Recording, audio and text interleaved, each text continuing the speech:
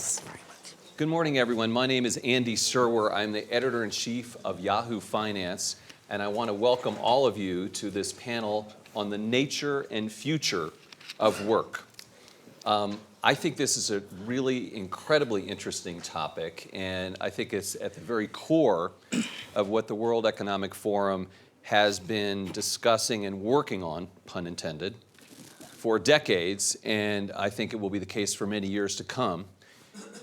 This notion of what is work and the future of work is of course also at the very core of so many socioeconomic and political trends around the world. So it is highly, highly salient, and I'm sure we're going to be hearing more about that over the next couple of days with some of the political leaders who have decided to come to Davos this year. We have an awesome, awesome panel, and I will introduce you to them now. To my far right is CVK, who is the CEO of HCL. Got it. And that is an IT services firm, and we'll get into what he does. To my immediate right is Arlie Hochschild, who is a writer and a professor at Cal Berkeley and an expert in this field. To my left, my immediate left, is Yuval Harari from the University of Jerusalem, a historian and the author of an awesome book, Sapiens, The History of Humans, right? Which is a book that I think many people have read here at Davos. And to my far left is Mary Flanagan, who is an interdisciplinary scientist, inventor, artist, humanist, and also a professor at Dartmouth College in Hanover, New Hampshire, and a traveler of the world. So let's get right into it. Yuval, I want to start with you because you're a historian and you've sort of studied mankind throughout the ages. The medievalists, you're a Middle Ages scholar in particular, but you understand what work was about going back into time and history. So can you give us some context? I mean, what is this notion of work and human beings? What does it mean for human beings to work? Ooh, that's a tough question. It's a biggie. I mean, it changed throughout history many times. For much of history, people didn't work. They survived. I mean, the idea that I have a job, I mean, this is my job, I get up, I go at 8 o'clock to 5 o'clock, I do this. This is quite a modern notion. This is not how hunter-gatherers lived for hundreds of thousands of years. Now, of course, skepticism or anxiety about the loss of jobs is also not something new. Certainly throughout the Industrial Revolution, for the last 2 or 3 centuries, there is always this fear, the machines are taking over, we will become irrelevant. But I think that this time it might be true. You know, like with the guy who cried wolf, eventually the wolf really came. Right, okay, that's a little scary. Wolves, technology wolves. So Arlie, let me ask you, I'm asking broad questions first, then we'll sort of drill down. Let me ask you, what is the state of things right now? Do you consider us to be in a crisis in terms of matching work with humanity? How would you assess the state of affairs? I think we are facing a crisis that we're not talking about. I don't feel that either in the United States, at least, left or right are really saying, hey, automation is here. We need to look at France, let's say. We need, continuing education.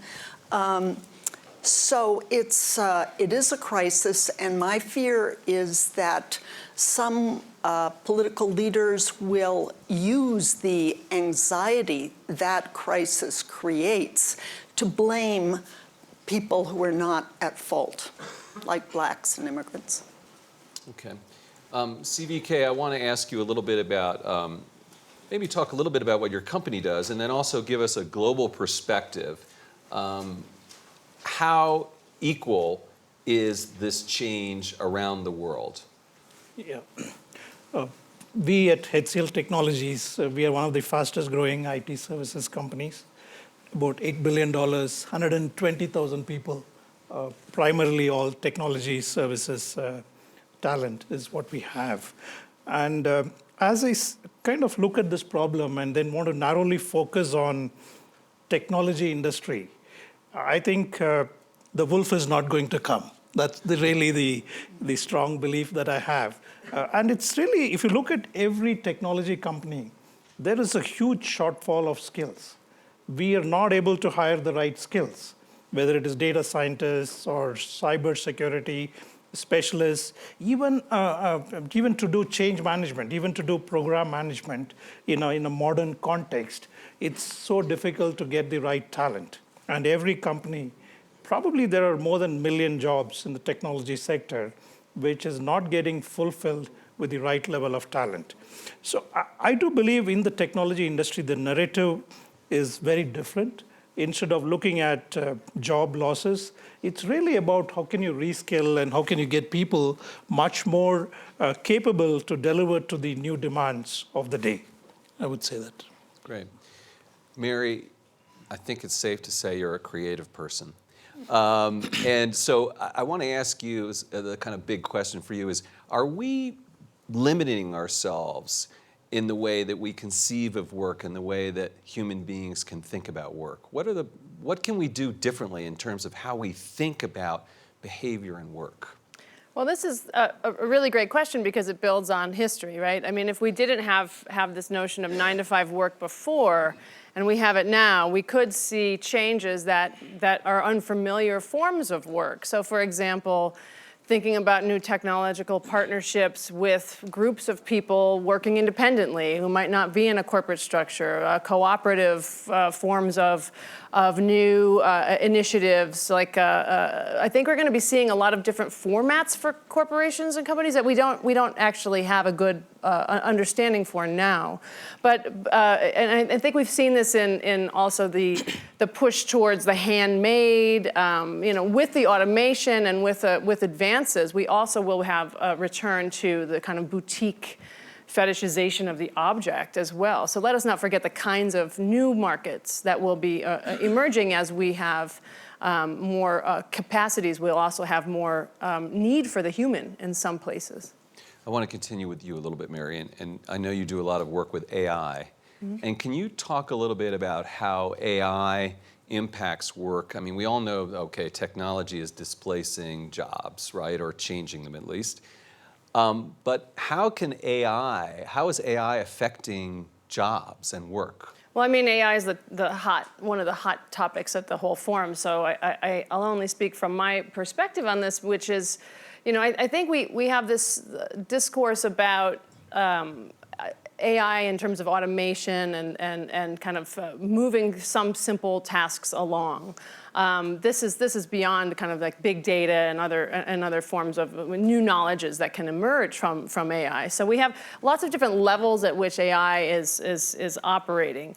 For me, what's interesting is to figure out how the human matches into that equation.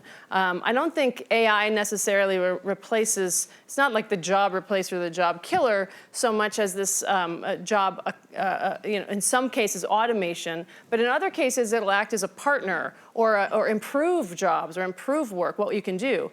My worry, of course, as a humanist is to go back to how are we preparing people to think about this? How can we take someone who's working at a grocery store and help them retool into another kind of work? And then what does society look like in that equation? And those are really tricky areas I don't think we're prepared for in terms of how we even conceive education and preparation to live in our society. Just two notes, by the way, in terms of audience. Number one, the audience here, we will be going to you all for questions at some point about 30 minutes in, so get ready with questions, number one. And number two, I want to welcome everyone who's watching this panel on the live stream, which we are streaming all across the world on Yahoo. So Arlie, I want to talk to you about your book, Strangers in Their Own Land, which is, it sounds like a really fascinating study and work that you did, where you went to Louisiana and talked to people who, I guess you could say, were feeling disenfranchised to a degree. What did you ask them and what did you find? Well, I spent 5 years first getting out of my bubble from Berkeley, California, and finding an equal and opposite bubble in southern Louisiana among blue-collar whites, many evangelicals, and really trying to take my own alarm system off and cross what I call an empathy wall, so I could really hang out with them and see what meanings, what feelings they had that underlay their politics. At the time, I didn't know that they would become ardent Trump supporters, but it turned out that that's who they were. So what I found, I'll just back up to say I started with this red state paradox. How could it be that across the US, it's the poorest states, the states with the worst health care, the worst education, the most disrupted families, who take more money from the federal government in aid than they give to it in taxes, and yet they revile the federal government. Big Tea Party, they want to reduce the government. So I thought, well, I don't get that. That's the question I brought with me. But when I got there, they dropped that question. That wasn't their question. That was my question. They said, okay, we know, we're embarrassed to be so poor, but the real thing is something else. And that something else I came to feel was a deep story. What is a deep story? A deep story, you take facts out of it. You take moral precepts out of it. It's just what feels true about a salient situation. And you can tell it like a dream. By the way, left and right both have deep stories, but it's emotion-based. And in the right deep story, they're waiting in line as in a pilgrimage, and facing the American dream. Their feet are tired. They feel they don't begrudge anybody.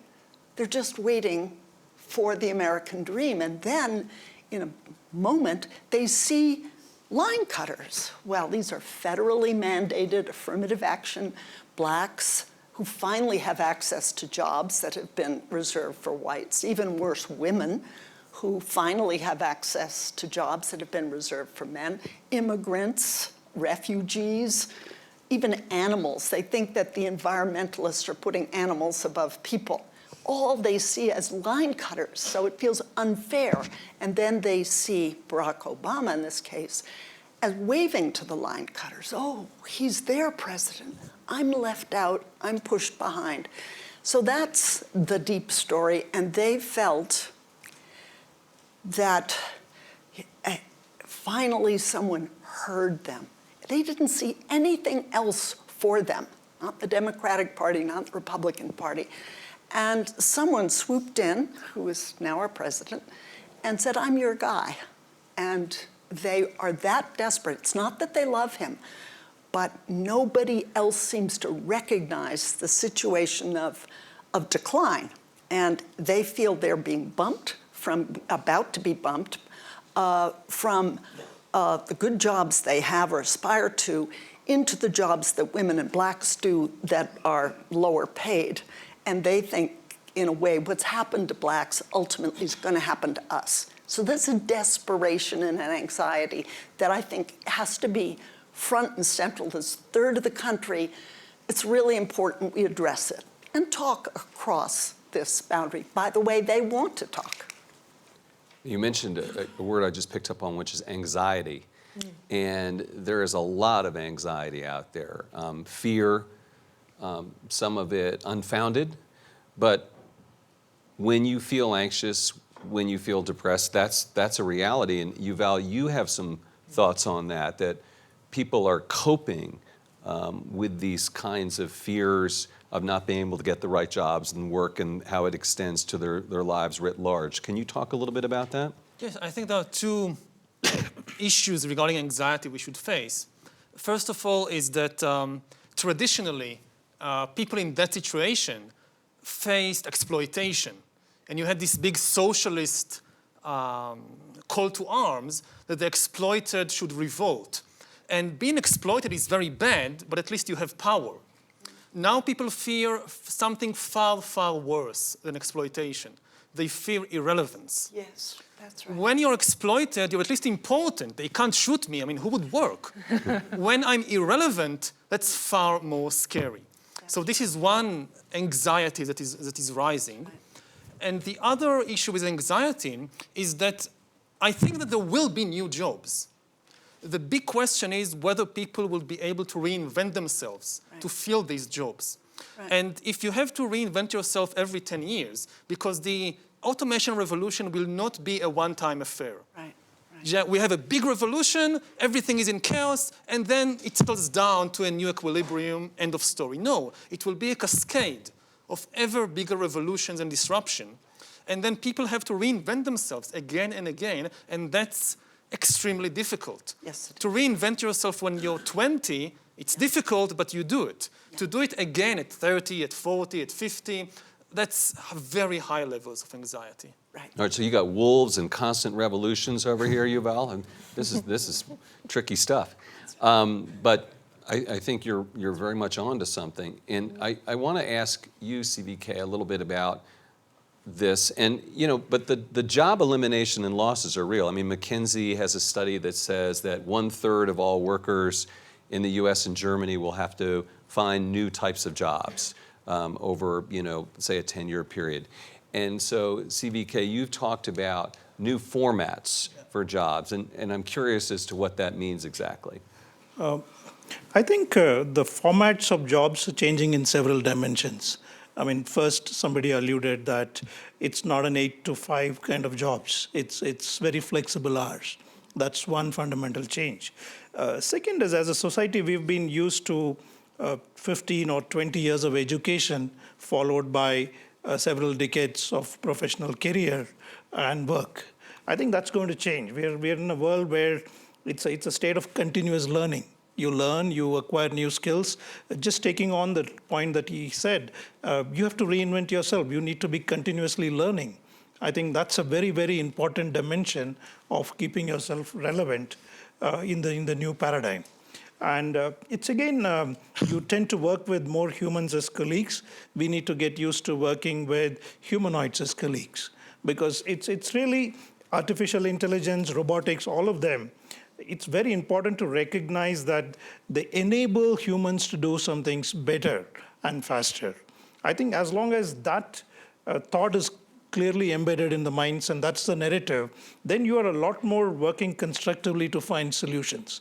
Even if you look at any study, you mentioned about McKinsey, there's a Gartner study which says in the next 3 years, 1.8 million jobs will be lost, but there's a 2.3 million new jobs which are getting created. So I think any study talks about changing profile of the work, the repetitive, monotonous work. Obviously, throughout the history, they've got automated, they've got eliminated, but more creative, more unique, more thinking-oriented jobs continue to evolve. I think it's just recognition of this, and then we really focus on doing something about changing or reskilling the broader workforce. That's where the solution lies.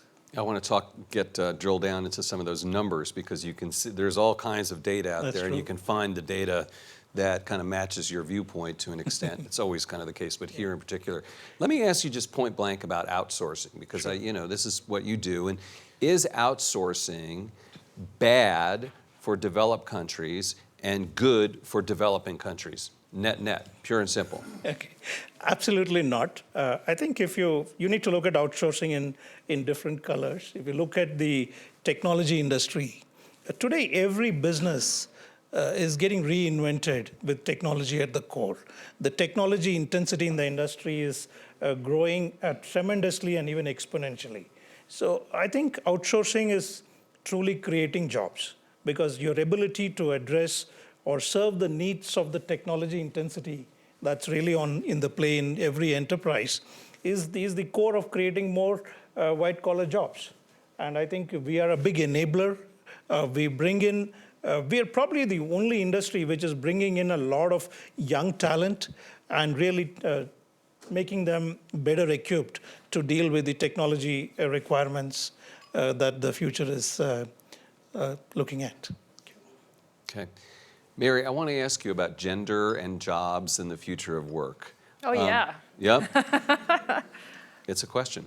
Will women be hurt more or less with the changes coming to employment, do you think? Well, I mean, that's the big fear for most people engaged in any kind of looking at the biases in our systems.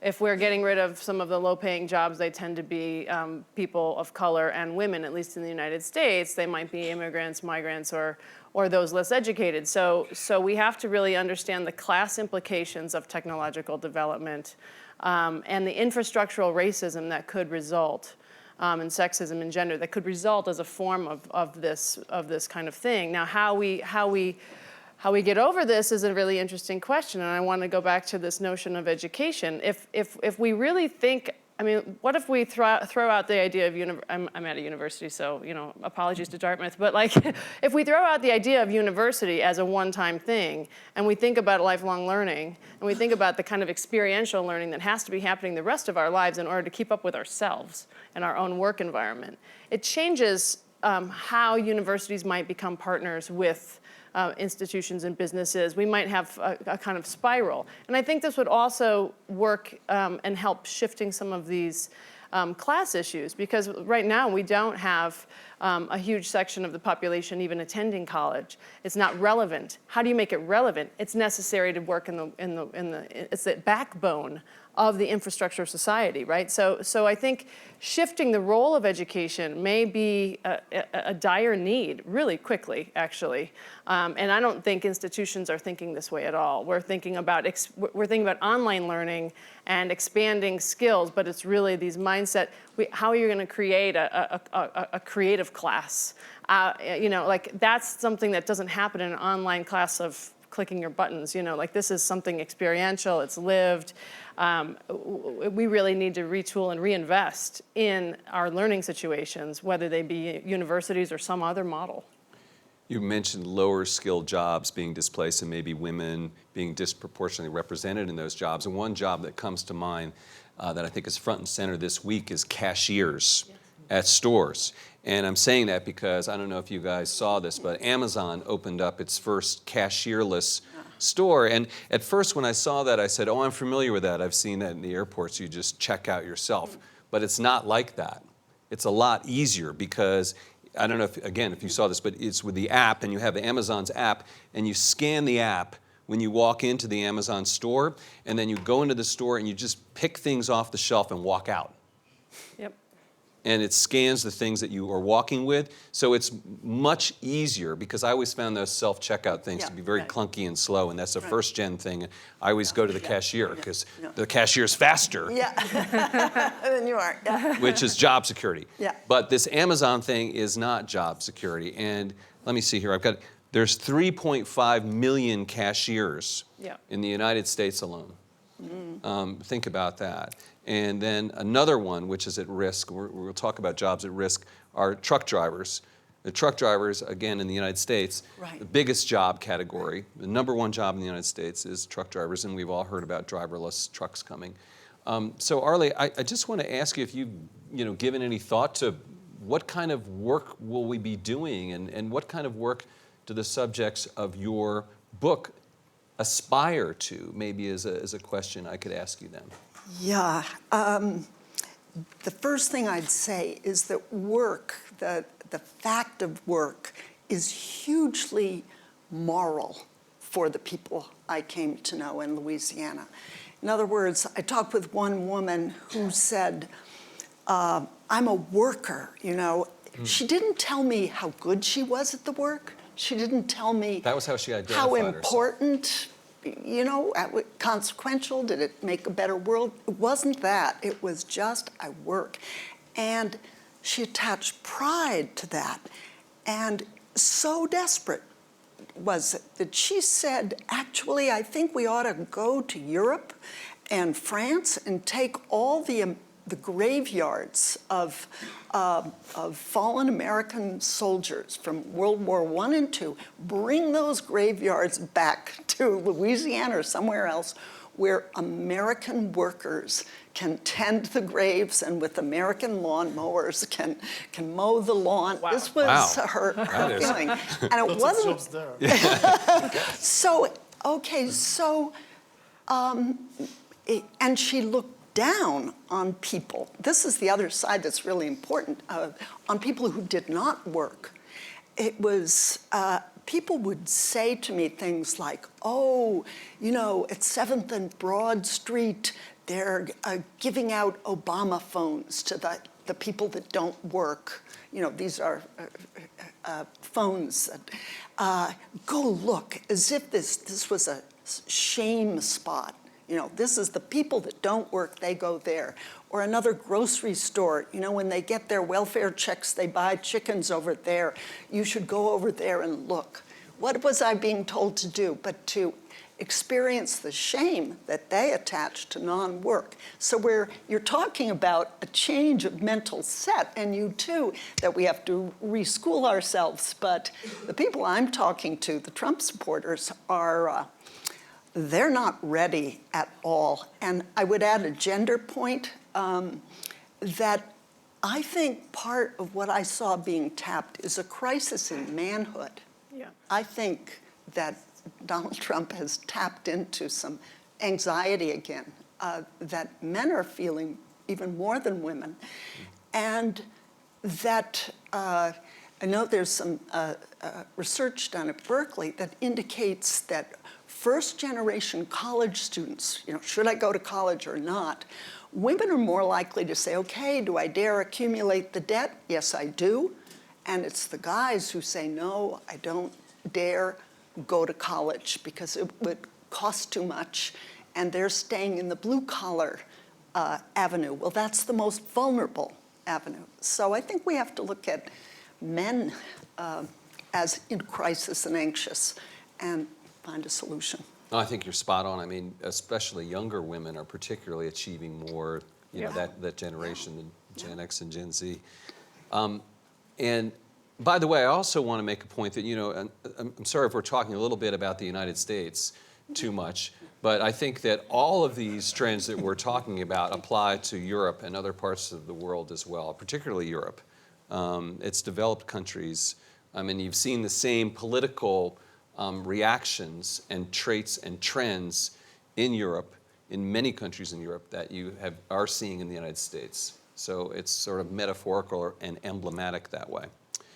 Yuval, I want to ask you about humans and work again. What work are humans best suited to do? And what work makes the most sense for humans to do now and in the future? Oof. I'll give you the hard one. You keep coming back with the wolves and the revolutions, and so I'm giving you the hard ones. Well, you know, a lot of what people do is just not recognized as work. Like raising kids, it's not recognized as work. You can just, you know, change the label and say, oh, there is plenty of work for everybody. It's just whether you recognize it as such or not. And certainly much of the work that people do today or in the last century or two, it's definitely not in their nature to just stand like Charlie Chaplin in a big factory and just screw something all day. We are as we evolved as hunter-gatherers, we are much more adapted to go to the forest, look for mushrooms, climb trees, and things like that. But who does that today? So there is no. I mean, we are beyond the point when you can say there is a natural human work, or there is a natural human job. The lines keep shifting, especially not just as AI is developing. I think there is far too much focus on AI and robotics when we talk about the future of the job market. And we should pay equal attention to what is happening on the biotechnological front, and especially to our ability to decipher human beings, decipher the human brain. A lot of jobs depend on the ability to understand human emotions. I mean, even to just, you know, driverless car, you need to understand these pedestrians. How are they behaving?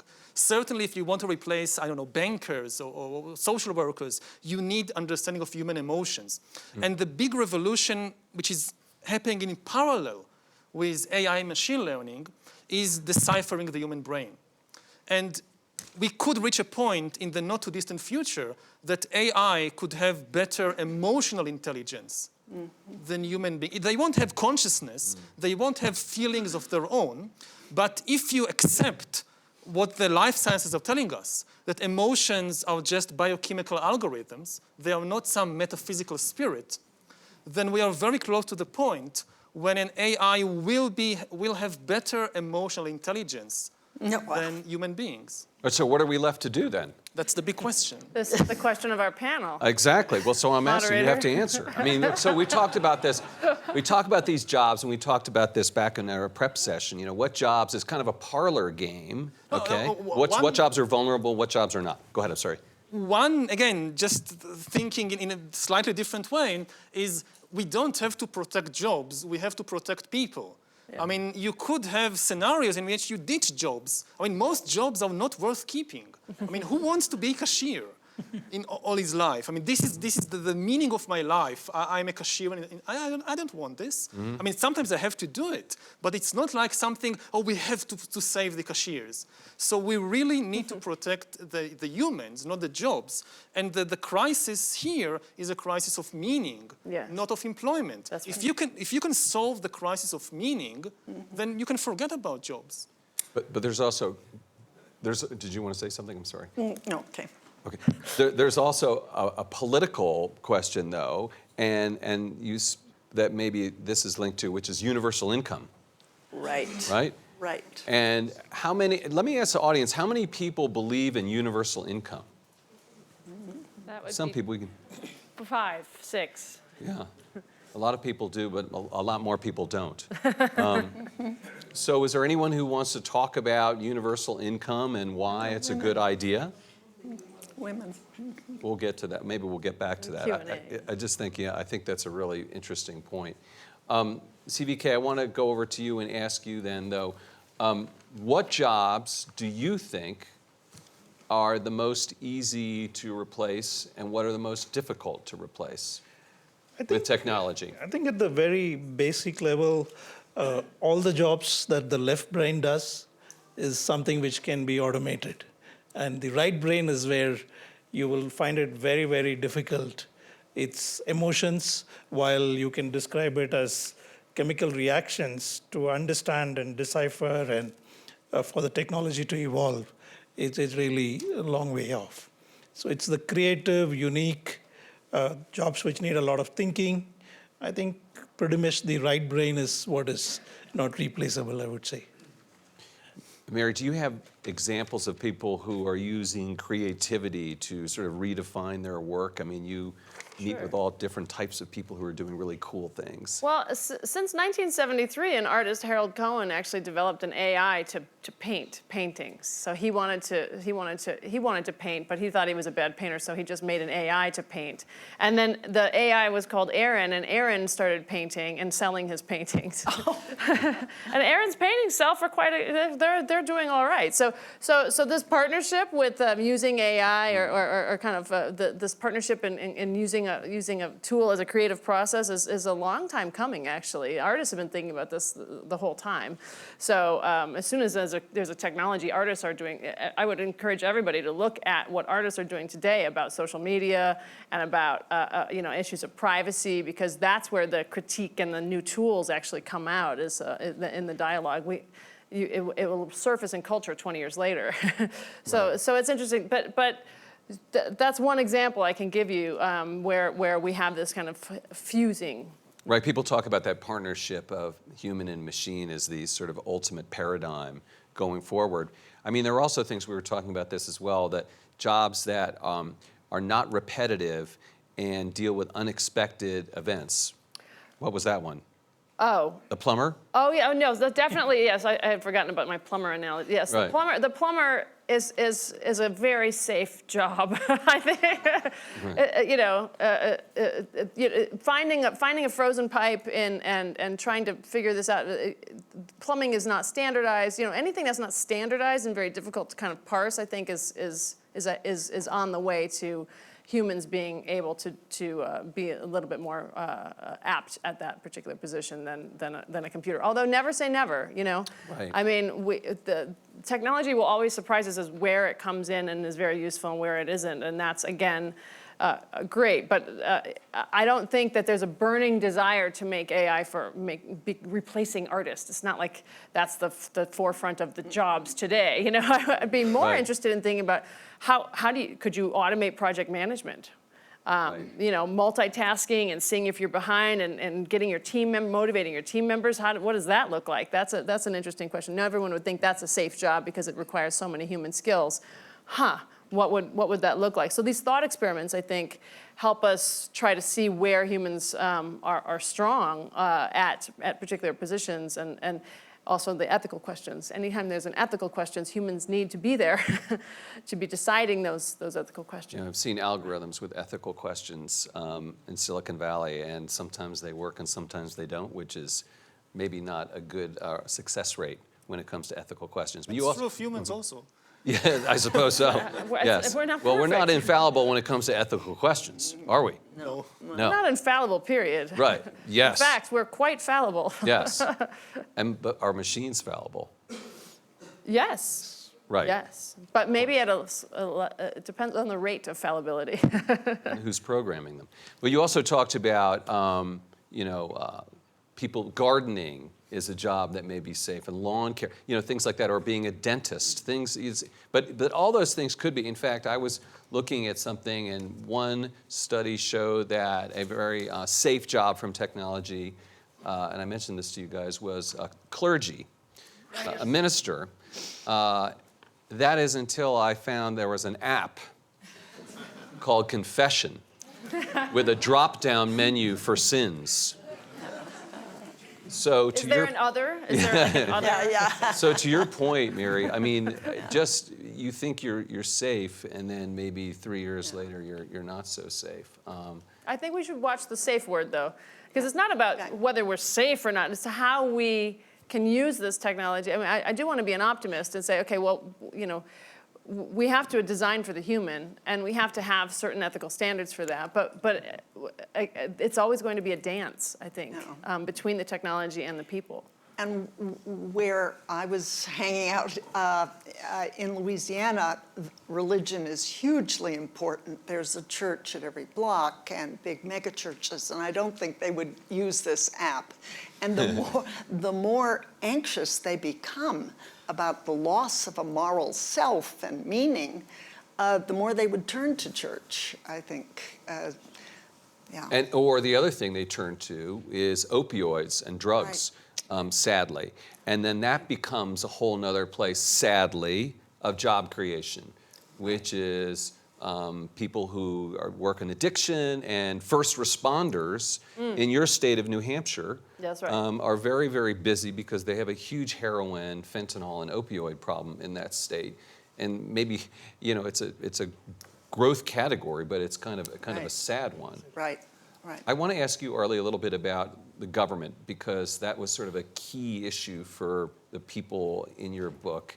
And can government be a source of help for people as they transition to other jobs?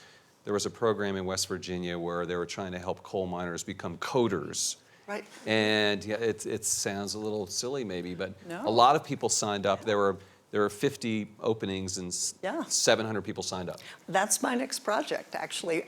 I got a call from a Democratic congressman, 17th District in California, Bo, his name is, and he made an agreement. His constituency is Silicon Valley.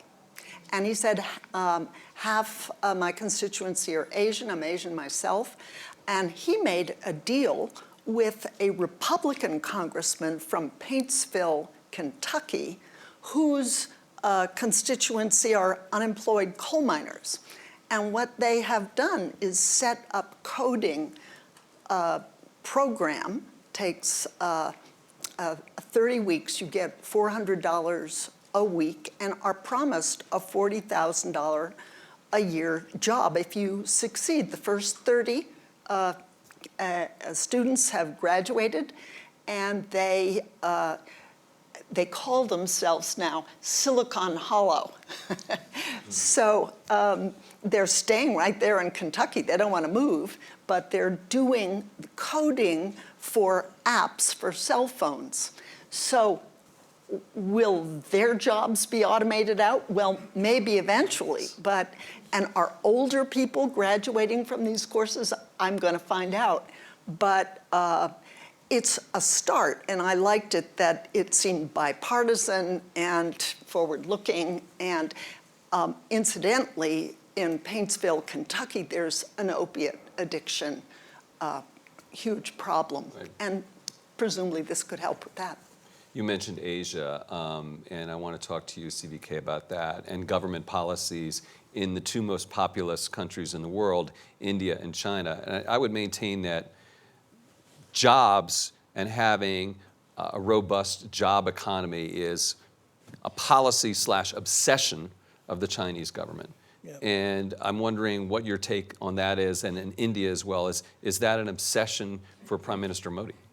Absolutely. I think if you just try and differentiate how this problem manifests in Asia versus rest of the world, I think the fundamental difference is in the demographics. The number of young graduates or people, millennials, who are getting into the workforce every year is more than the population of a few countries, right? So I think the challenge is of a very different dimension, which is posed by the demographics. So I think job creation, trying to kind of train them and make them equipped for the entry-level jobs is the big agenda. I'm sure it's a big agenda in India, and so is the case with China as well. Yeah, in China. And I think go ahead. all of them have a role to play. The academia has a big role to play because the nature of education is quite not aligned to what the job requirements are. There is a huge gap between them. So there is a lot of effort going into training them to make them eligible for the jobs. And government also has a big role to play because the availability of access to training, awareness of what are the right skills to really build capabilities on, and industry as well. I mean, industry needs to bridge the gap between the educated and education and employability.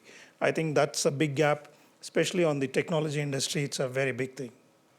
Someone made the point, and I don't know if this is urban myth or not, but that in China, for instance, there are so many technology graduates that the government uses those graduates as part of the security apparatus, that filling all those jobs of people surveilling the population of China and the populations of other parts of the world is actually, sure, it's security, but it's also, we need to get jobs for these people. Yeah. So the implications there are sort of interesting as well. Again, you hear things in the United States about China that are not necessarily the case, so we have to be careful about that.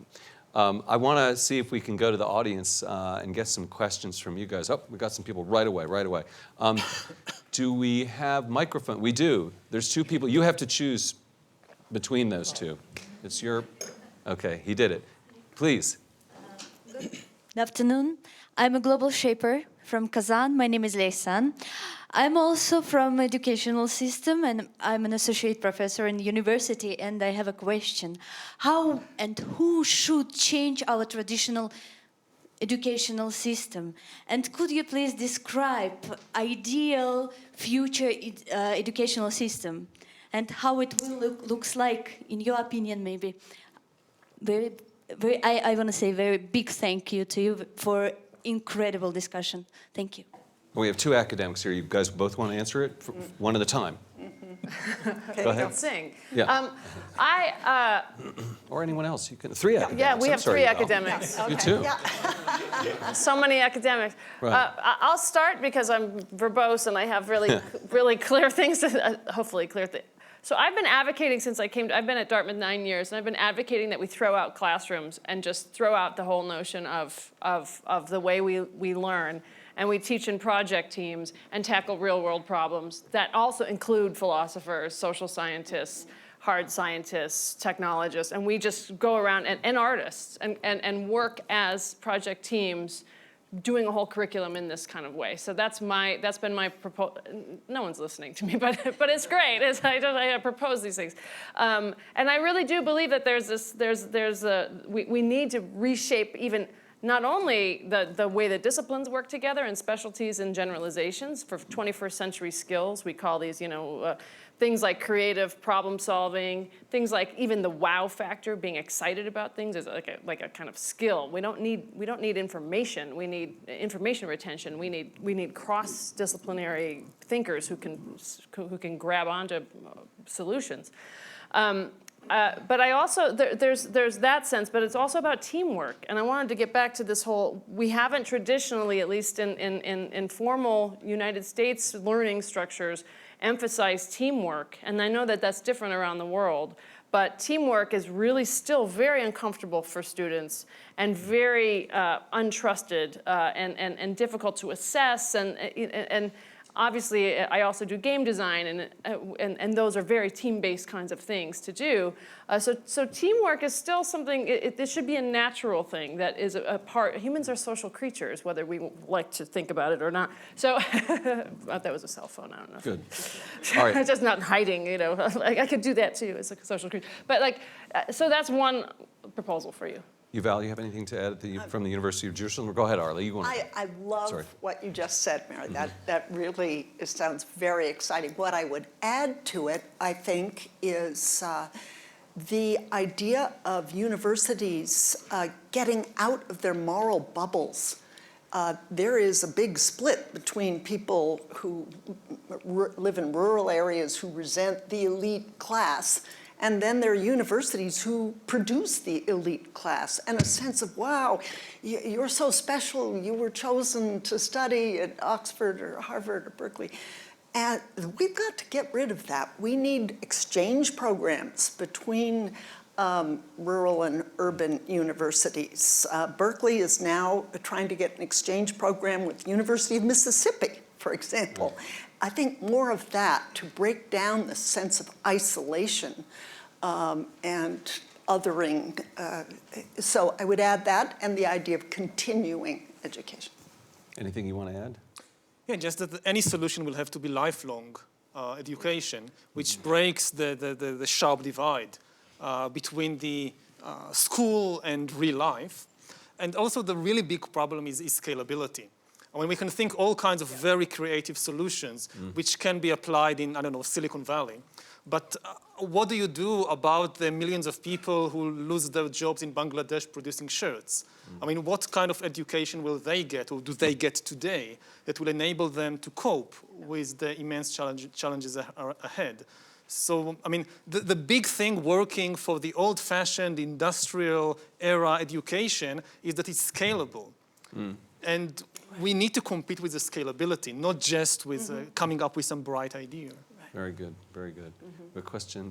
Oh, here, got a microphone, sorry. Fantastic panel. I'm coming from the London School of Economics, in fact.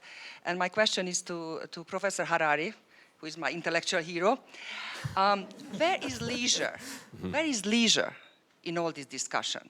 We have been talking about jobs but the counterparty to this is that leisure has increased over time, and it's qualitatively has been revolutionized. The way I spend my leisure is very different, very sort of intellectually much more enriching and humanly much more enriching than ever before, thanks to technology and all the access, sort of very cost-effective access. So where is leisure on this, in all this?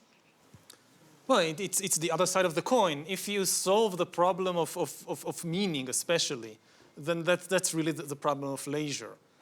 And I don't think we've been doing very well with leisure, despite all the advances. We have people today, I mean, are living at least in many parts of the world compared to what their ancestors in the Middle Ages dreamt about. People today in many parts of the world are living in paradise, but it doesn't feel like that. Why? Because we don't know. I mean, we are good when it comes to being efficient and working hard and all that. But when, okay, you've done it, now just take it easy and we can't do it. That's because these are always, one of the reasons we always have these, right? And that also is a form of work, by the way. Let's just talk about our day. Very much so. Yeah. Right? I mean, there was this line that Keynes said, we would only be working 15-hour weeks, but we're actually now working 15-hour days. Yeah, It's right, kind of a right. familiar trope, but Right. anyway, that's a very interesting Right. point. Question over here, these people, this person. Yeah. Hi, fantastic discussion. I'm Risalat. I'm a global shaper from the Dhaka Hub in Bangladesh. So all of you have alluded to the pace of change and how fast it is changing. But I think one of the things that doesn't feature in the discussion as much is why. I think there are like forces that are hidden in plain view that are driving many of these changes. Like for a company, for example, you have clear incentives to replace labor with capital. So these conversations, like those hidden forces, can we bring them into the discussion and think about how we can change the incentives to prioritize people and not just the drive for efficiency at the expense of people? Thanks. So your thoughts on that, please. Yeah, It's kind of a business question. yeah, I mean, this is, It's important. businesses and corporations are always going to push the envelope of efficiency, right? And I think every time when they've done that, the outcomes have been better, right? One is you may have eliminated some jobs, but the quality of what is being done, the speed at which things are being done, that only benefits the larger good. Now, at the same time, the businesses will also have to take responsibility of how are they trying to deal with the job losses, right? I mean, to some extent, you're working on an outcome which is driven by your shareholders and what the capitalistic economy is looking at. But if you just step back a little bit, a lot of companies are investing in training. I think the training budgets across the world, most enterprises are continuing to enhance the training budgets. So I think you need to do it in a very responsible manner. I think we should just try and push the envelope on that as well. You focus on efficiency, push the envelope to the maximum, but also look at what is the path for innovation, how can you enable that by better investments in learning and development, I would say. Arlie, you had a comment. I like this question very much, and I think it's very important. I think it's connected to the question of the distribution of wealth in the world and the country, speaking of the United States. Does automation mean that capital is getting concentrated for the people who are in the companies that produce automation and being taken from people that don't do that? This question really is central. That's why I like your question. And I would add the political consequences of this. If the people that I studied, a third of the US who really feel that Trump is their savior, and they increasingly lose money in this redistribution, and Trump is offering them symbolically a few new jobs. So look, we'll bring carrier jobs, for example, back to the US. But he really doesn't do anything, and he doesn't do anything about reskilling, or then people are going to be really fearful, anxious, and he's going to redirect blame for their unhappiness toward immigrants, toward blacks, toward women. I think we need to think about redistribution and the political manipulation of the anxiety that produces. And maybe really underlying it, of course, is the digital revolution, right? I mean, it's sort of, I guess, a given. We haven't even said that, but that's what's really the cause, the proximate cause, the accelerant, and maybe why Yuval's wolf is real this time, because we've never seen anything like this in the history of mankind, right? Andy, I think to build on this conversation and to really be inspired by your question, we do have to, as societies, think about what's enough. Like, what is enough? And can we reach that? I mean, and this goes back to the meaning, right? Like, what is a meaningful life? What is enough? And we don't ask that enough. That is not enough. I will say that. And we, instead, this idea of progress really might need to be questioned. Why have all the speed and efficiency when I don't meet a human face during my day. We have grocery stores and we get rid of all of the human employees because it's very efficient. What is my life like as a person walking down the street, not seeing people? We're not built for that. We can try to adapt to that, but why would we build a world in which we don't want to live in? We keep doing that. So I think we might want to take a step back and say, okay, well, how do we manage this obsession with progress and growth? What is that? Why are we so obsessed with that? And could we say maybe we have enough and we need to share? Question over here. Hi, my name is Zinab. I'm a global shaper as well from Geneva, Switzerland. And my question is, I mean, you've talked about the responsibility of both the companies and the educational system and how all these need to work together to shift the mindset of people as well, from going from the traditional mindset of waiting for the education or the university to teach you or the companies to train you, and move towards reinventing yourself and continuous learning. So my question here is, what can we do as individuals while we wait for all these changes to come together? What can we do right now as we're trying to move towards personal development and owning our own careers, but concretely, like what can we do? Push as for like workers? continuing education. I wouldn't wait.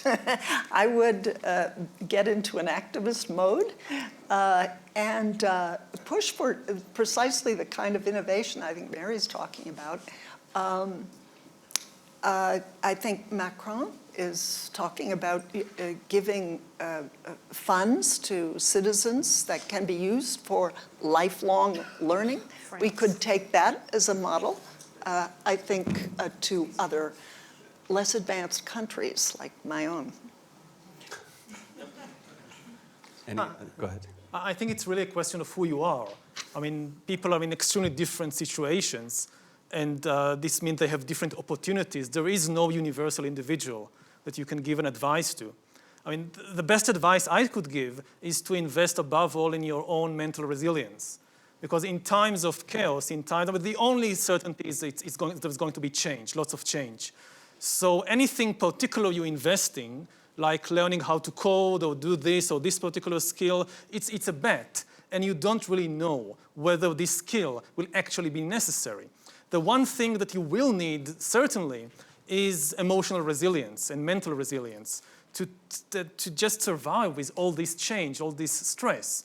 But this is very, very difficult. I don't know of any course in university which teaches you how to be emotionally resilient.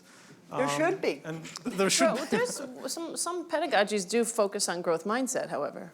There are actually companies, there's a company, for instance, called General Assembly, which maybe solves two problems at the same time, where you can go, and it's in cities around the world, for instance, and you can go there and learn, yes, you can learn to code, but other business skills. But beyond that, you're with other people. Yes, right, to your very point. good. So you're communally learning and growing and challenging and adapting to the new economy and socializing at the same time. Whoa. Which seems Keep pretty good cool. friends. Right? Right. So we're getting close to the end of the session, and just to one more quick one? Is it a quick one? Good.